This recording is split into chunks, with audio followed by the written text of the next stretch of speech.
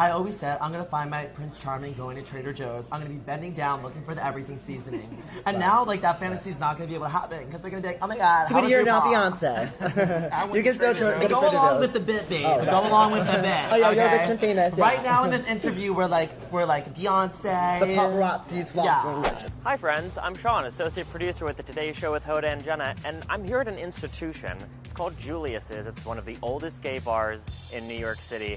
But I'm here for another institution. It's called RuPaul's Drag Race, and the 16 queens from season 15, they're right behind this door. They're in the bar. So let's go. Let's go talk to them. Does it feel real yet that you are Ru girls? That like your season of Drag Race is starting? No, right? No. Do you think it will settle in at some point? I'm afraid that it's going to hit me at like a really inconvenient time. Like I'm going to be in line at the DMV and I'm going to be like, oh my God, I met RuPaul. We had went and filmed the show, and I remember when I came home, I was like, oh, girl, I just did like a little thing. Because like for me, it felt like going into like a pageant or a competition, you know what I mean? I was like, you know, we're all in it to win it, everything went well, it is what it is. But then like I did my first gig as a Ru girl, and like after the show, I'm used to like going out, kiki and getting drinks at the bar, like, and people would not stop bombarding us. Like it was crazy. So like that's when it really set in. I was like, oh, people are really like, it's a big thing. When the announcement was made for me, like I've been scared to like leave out the house because like the day of the announcement I worked and I felt like already like the energy, like overwhelming energy, not negative, but like the love. I think I instantly felt it, like the change of my life. I mean, I think that's the thing about being a drag queen in general is we're literally modern day Hannah Montana. Like, I mean, but I feel like now being on Drag Race, really you're highlighted out of drag a lot. So I guess it's different, but me even being famous on TikTok, I always say it's like Monopoly money because I walk around, I never get noticed. I'm just like, because that's the thing about being a drag queen, it's like a disguise. Right. So it's like you can kind of just like... So now we're like exposed, like out of drag. And I'm like, oh, no. I'm just trying to go to Trader Joe's. But that's also the weird thing about after like being on the show and everything, because like, just because we're on Drag Race doesn't mean we're necessarily better queens than any of the local queens. Right. I feel like people always put like Drag Race girls on like a pedestal, but because they think just because they're on TV, but they don't realize like we all have been local entertainers. Even the TikTok girls, they were still local entertainers. You know what I mean? So don't forget to show your local queens some love as well. I feel like it hits me in waves. Yeah, it hits me in waves. Yeah. Sometimes I forget that we even filmed a thing because it's been so many months. And then we do a thing like this, and like, oh wow, we're in an iconic space on today. It's unreal. Yeah, it's sinking in. The people just messaging us. I'm getting a lot of cute and awesome messages from men. And that's how you know you made it. No. A lot of kids are, sending us messages and saying that, they look up to us, and that's really important to us. But this show has been changing lives since season 1. How does it feel stepping into the role of being inspirations to thousands of people watching? We all come from such different backgrounds, and when we start sharing those stories with each other, like learning like how we come out of trauma our entire lives and how just sharing that story could like potentially help someone else move along in that direction as well is just really, it's a beautiful thing to think about that we're going to be able to help some people do that. That we were probably the ones who were looking at other girls from seasons before, just admiring them, and we get to be of some sort of influence. Yeah. It's wild. Yeah. Wild. I think that was the whole purpose of me doing it. I don't want to say I don't care for fame or anything, but I just always wanted to utilize the platform to just kind of show people that where I'm from, that they could do it. Especially like from Miami, I'm the first girl to be from there. So like I feel like me having this platform is gonna like, it has influenced a lot of girls around me, friends, peers, just even people that I know of, to audition, to want to be a part of such a phenomenon, like, to just be a part of the legacy of RuPaul's Drag Race. This show is amazing because it's escapism. I remember as a kid, going back to watching America's Next Top Model, that was my time of the week where I felt seen. It was a fantasy, it was glamour, everything that wasn't in my reality. So I have chills even talking about it right now, thinking that we will be that for those little kids, especially the queer kids that, in school, they don't get along with anyone, they don't fit in, but they're like, ooh, Friday night, I'm gonna have pizza and I get to watch Drag Race and like work, So that's cool. Drag Race is such a part of queer history. You know what I mean? And it's such an honor to be a part of queer history, like to be invited into it, that it just, I don't know. I feel like, because I've had so many DMs and so many people reach out to me and being like, I love you so much, or you really inspire me, or whatever. And you never know what someone's going through in their life or where they're at.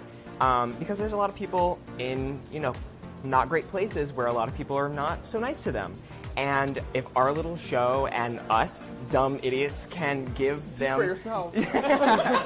can give them something that they don't get every day, that's really meaningful to me. And I feel like aside from the kickity-cack, we're on a competition, that to me is what Drag Race is all about. I kind of came to the realization that I was like, oh my god, the Drag Race fans are so young. And then I was like, oh, well, I was also watching Drag Race when I was 10 and being like, oh my god, this person is everything to me. I remember watching Violet Chachki and being like, oh my god, I'm obsessed with her. Or Naomi Smalls and being like, she is the reason I want to do drag. It's I could be somebody's Naomi or Violet, That's kind of crazy to think about. But I'll be somebody's Lux, so a little bit better. Now that it's in the world, it's so cool to have people messaging us. There is a lot of hate, but as much hate as there is, there's a lot of love. After the Meet the Queens came out, you tweeted that you were getting, you were feeling like you were letting yourself be silenced by some of the comments, and you tweeted, guess what? I am too loud, I am too much, I'm so many things, which I loved. Why did you feel like it was important to say that?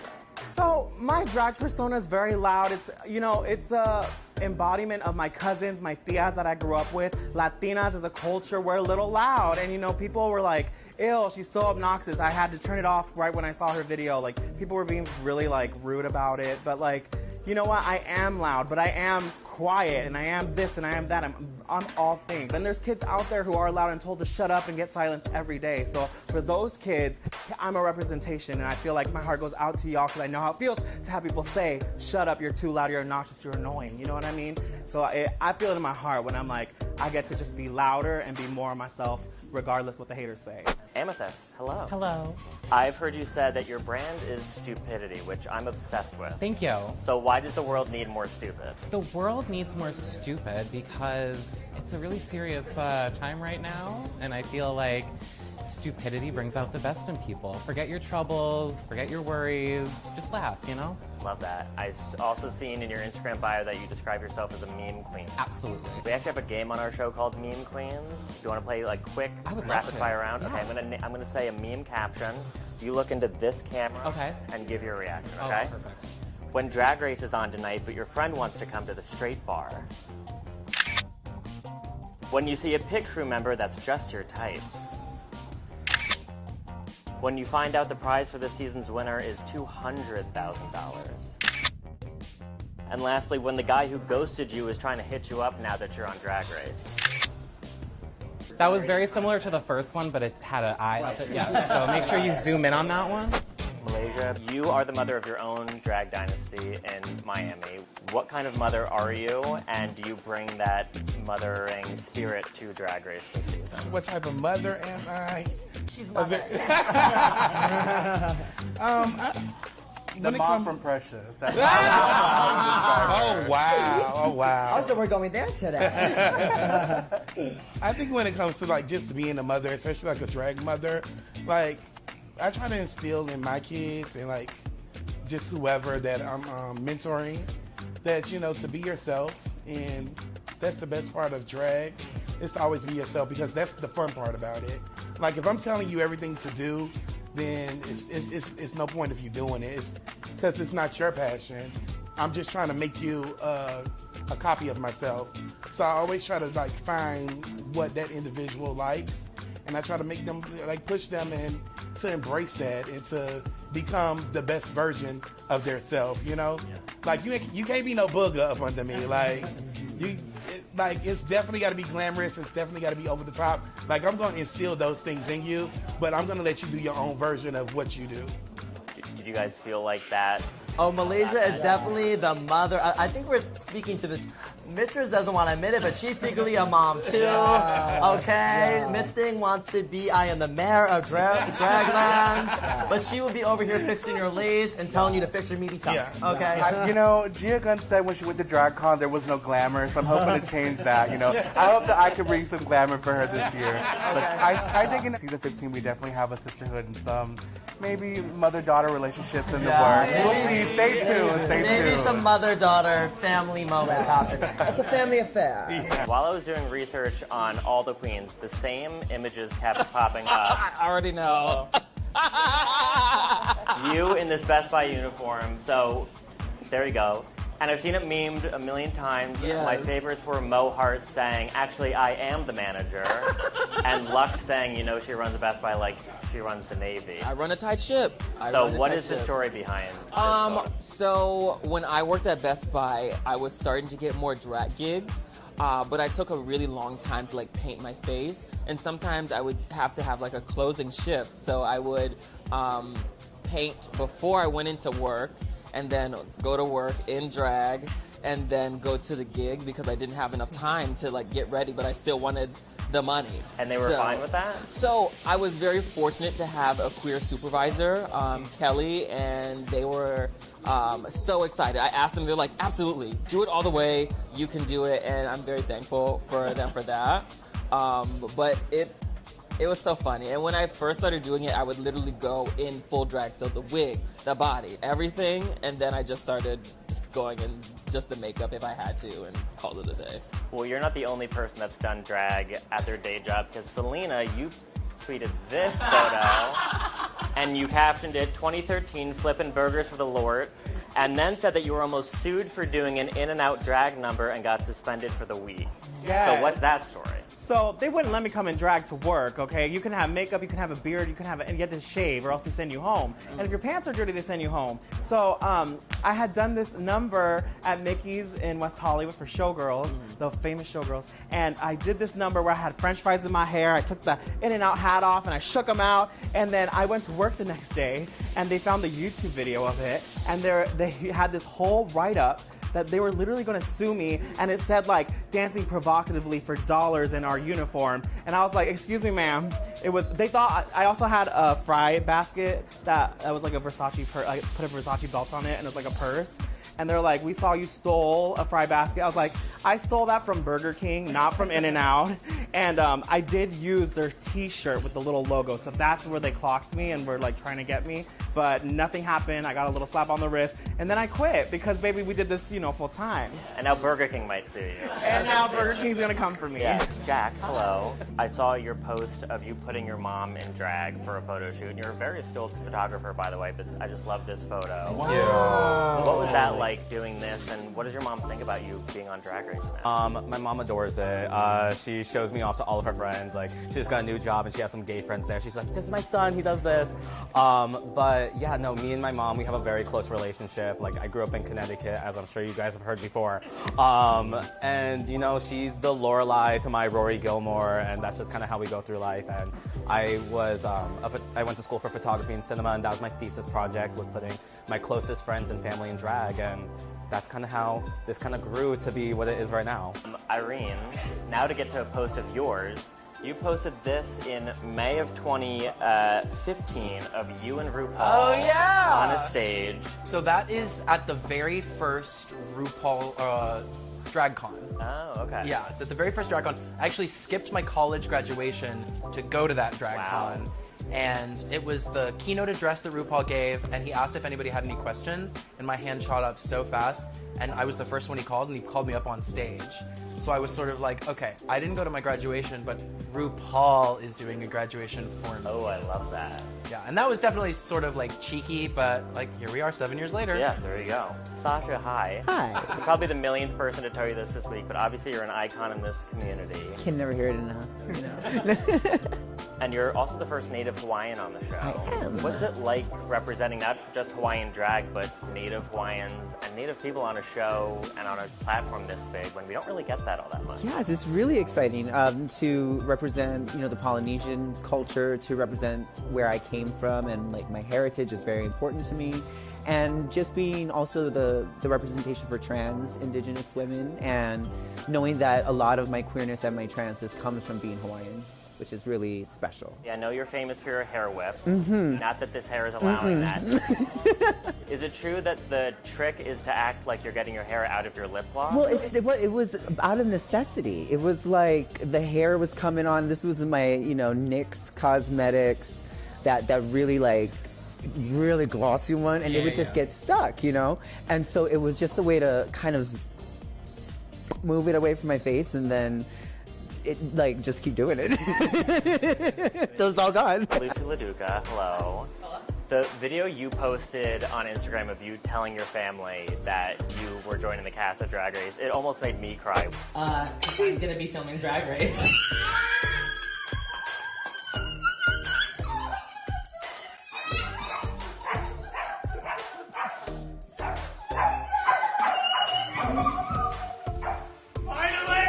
What was that moment like for you to share that with them? It was really incredible. I've been, doing drag for a very, very long time, and I actually, before I had gotten on the show, was considering kind of taking a step back from drag, because I've been doing it for so long, and it's very exhausting. And so when I finally got the call, it just felt really amazing. It felt like I was at the right time, at the right place, and my family's reaction was just like a culmination of years of wanting this for me just as I wanted it. Do you feel like now your love for drag has been reignited now that you're done this? And I think so. I think the most exciting part is that I now have a much broader audience to reach. And so because of that, it's like, well, now I want to do that much more to really appeal to all the different types of people out there. And you're a construction worker by day, I know. It sounds like that there couldn't be two further professions. I hear that a lot. Yeah. Construction and drag are so opposed, but in reality, they're very similar. They're both extremely hard. Yeah. They're physically and mentally taxing. It takes a lot of different skill sets that come together. So drag and construction are actually very, very similar. And it takes someone who's very tough to do drag. And tough does not equal masculine. Sugar, you obviously and Spice you probably have the largest following of any queen walking into the workroom in the history of Drag Race. Do you feel like that gave you an advantage? It's so weird getting commented on social media. I kind of like to say it's like being in the same room as people whispering about you. You're not supposed to hear that stuff. I don't want to hear people gossiping about me. That's not healthy. So to be in the same room as that, we literally had the opportunity to open that door and what are people saying? And not everyone in the world has that. We can log onto a chat room, Twitter, OnlyFans. I mean, you can see what the girls are saying from the top to bottom. So, I know RuPaul always says, don't read the comments, but what is it saying? Curiosity is gonna kill the cat. You're probably gonna read the comments. So it's just a matter of realizing that it's all fake. Just like our hair.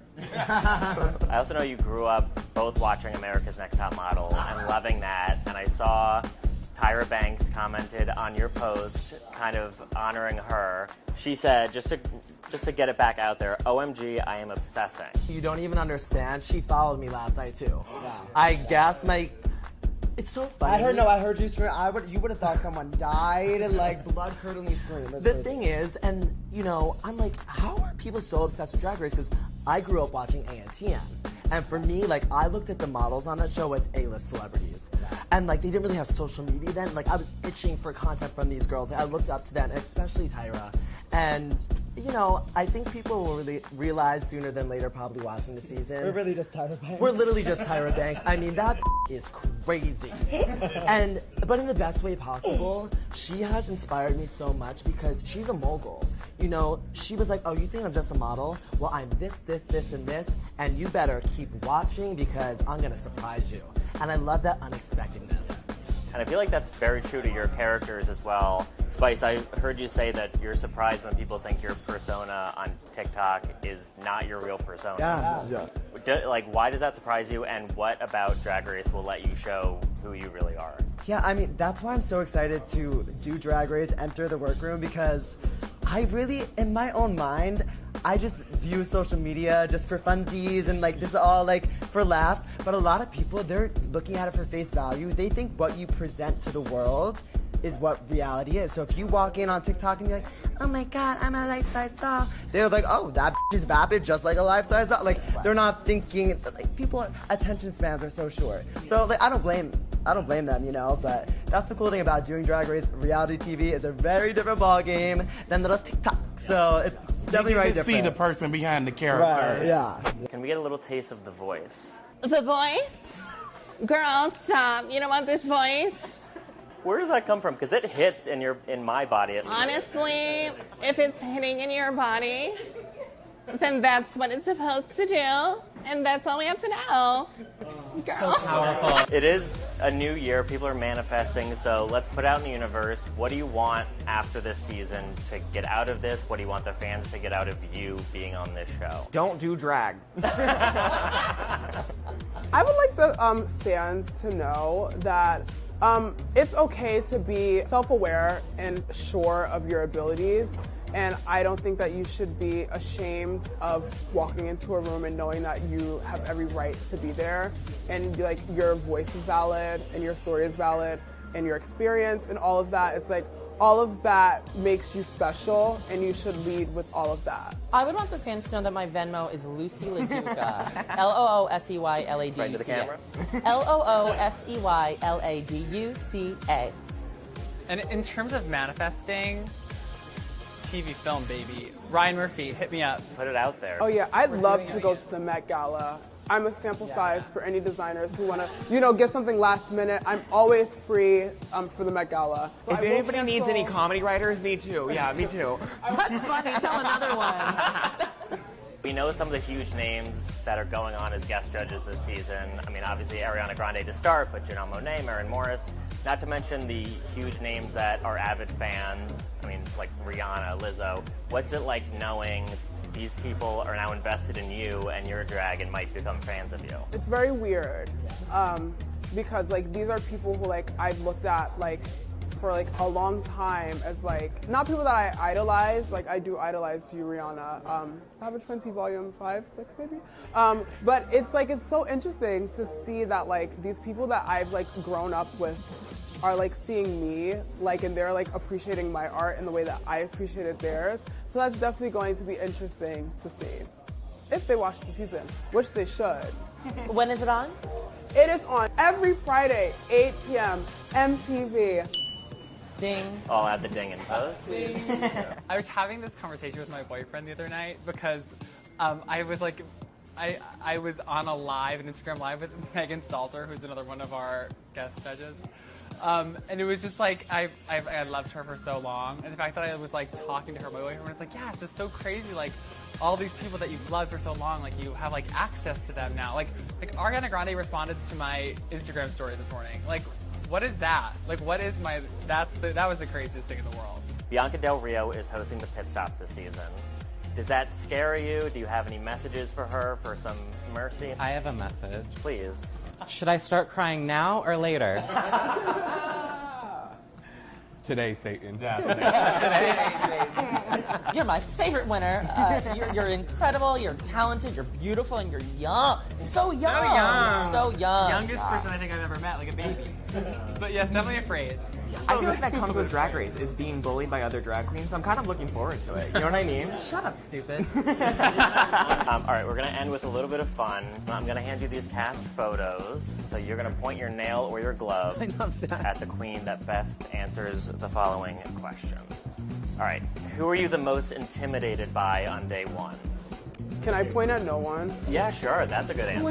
I was like, Irene, so okay. fun. Yeah, RuPaul, actually, that's a good answer. Yeah. RuPaul. Irene scared me a little bit. Who are you looking for? Sorry, I'm looking for you, girl. Me? Yeah. I'm this one. She was the first one to be there, and I was the third one to come in, and I was scared as Marsha said you as well, by the way. I mean, I'm a very mean, evil person, so it makes a lot of sense. No, but we do love her. Sasha. Oh, Oh, okay. Split down the middle. Lex and Sasha. Sasha, do you feel like you were intimidating? Could you feel that when you walked in? I just think like my reputation and like the name is very intimidating, but I think I'm like a Cooper. After meeting Oh, us four. I mean, we're all, can we say pot? We're all potheads, so we like have a great time. Wait, this is a This is a good It's so funny how that happened. Wow. We're not high right now. Who is the easiest queen to impersonate? Oh, where is she? Vice. Yeah, I would say both. Oh yeah, well, yeah. Twofer. But Robin's a good one too. Yeah. Robin, absolutely. She's really easy to impersonate when she's looking in the mirror. She goes, oh! Oh! Ooh! Or she Every says like, time. stop. Oh, that's a talks like that. woman! Every time. I feel like the think twins. it would have to be live. But it's like getting like Yeah, I feel like the twins. Yeah, sugar and spice. But it's kind of like when and you're just kind of like thinking about, and it's like maybe but it's like up here. it's like a moment, like thinking about Long Island, yeah. About half the queens I talked to impersonated you. What did they say? They're pretty good. But they're like, it's giving. The voice But they're like, was it's good. giving. Oh, well, also Mistress, she goes, the fool girl. The fool. Yeah. No, you actually always say, sick me. Wait, do Mistresses laugh? What? Oh, you got something on your teeth, babe. Yeah. There you go. No, Mistress goes, And lastly, who's the hottest out of drag? There's a lot of us that are hot though. Can I say just the whole? We all look good. Yeah, I will say we're a very hot clearly cast. the casting department had their finger on the pulse of where people went. It's the season of the twink. but has the same answer for this. Right there, her name is Sasha Colby. You know what? I said earlier, I'm in my Poppy Stan era. She has amazing bone structure. I'm gonna say Anitra for me. Oh, Anitra's good. Wait, let me give a different answer. I will say everyone's It's a good-looking season. Yeah. It's hard to choose so many twinks. It's Michelle Visage. Someone said it was the season of Yeah, the it's twins. definitely season 20. Hey, you're not Army seeing of the Twins. Season of the twins. The twins. The Twinkies. The Twinks and the Twinkies.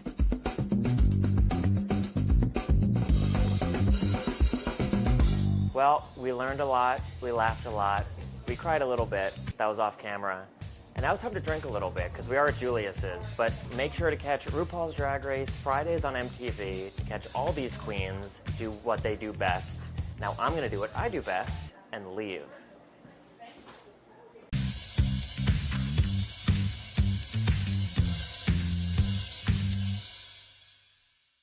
So we had to be like PG-13 for this, right? Yeah. So no, like.